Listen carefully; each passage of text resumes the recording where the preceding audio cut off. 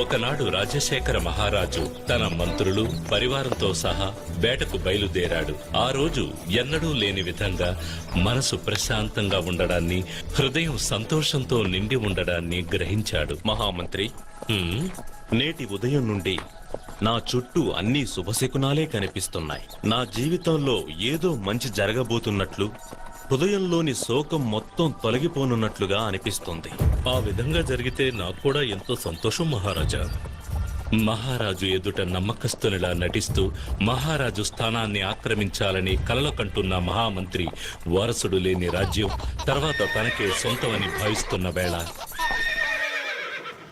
ఒక పశువాని గొంతు విని మహారాజు పులకించిపోయాడు. అక్కడ మెడలో మణిమాలతో ఒక బాలుడు కనిపించాడు.